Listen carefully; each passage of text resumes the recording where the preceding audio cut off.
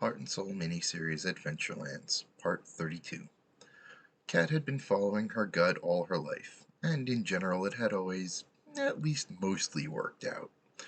Now it felt like her gut was leading her directly into the belly of a beast. Nonetheless, she followed it. She knew that, like her namesake, she was probably being a little too curious for her own good. However, there was nothing here or in the hereafter that would stop her now that she'd come this far.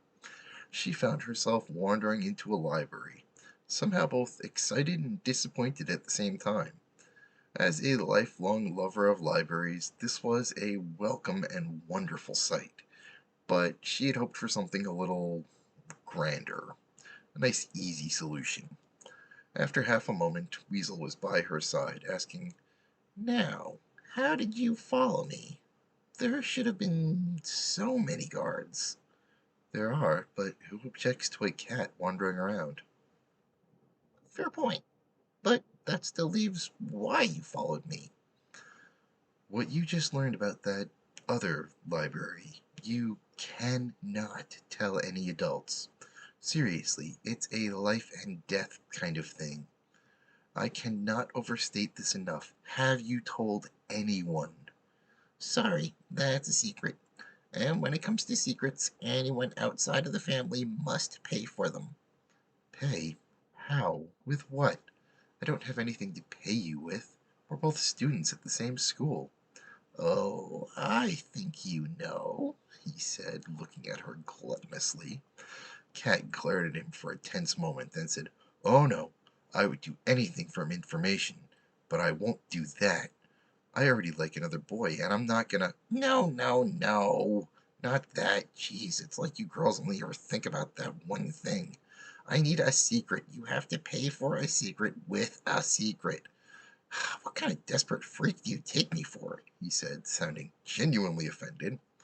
I may be able to get anything I want that way, but I can never feel right about getting favors like that. Unless my partner's desire is just as strong as my own, it's simply depressing. I kinda It's kind of the same for secrets. You both have to want one bad enough that you're willing to share one. Kat was surprised, but impressed.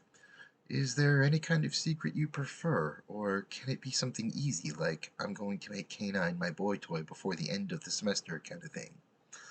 Normally, I'd require something a bit more substantial than that, but in this case, since the secret you're asking for is so minor, I'll make an exception.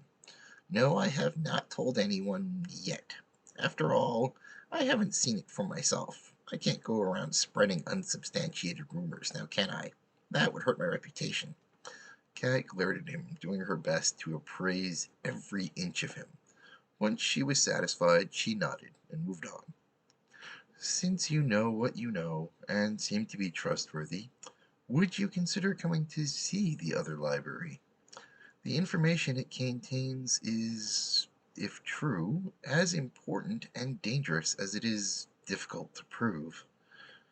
This time he glared appraisingly at her before slowly nodding his head as he said, That sounds like the most fun kind of secret there is, he said as a huge grin split his face in half. but I do have one condition. I cannot know where the entrance is. If I do, anyone could get it out of me as long as they pay enough.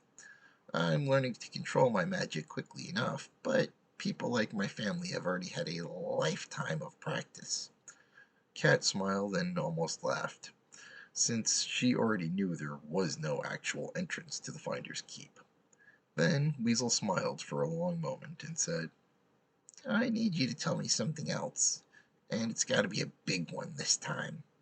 His face shifted to a squinty, very serious look before he continued. There's something I need to show you, but I can't. Not without payment. Kat thought for a long moment before she said, "I don't know if this is big enough, but my parents are actually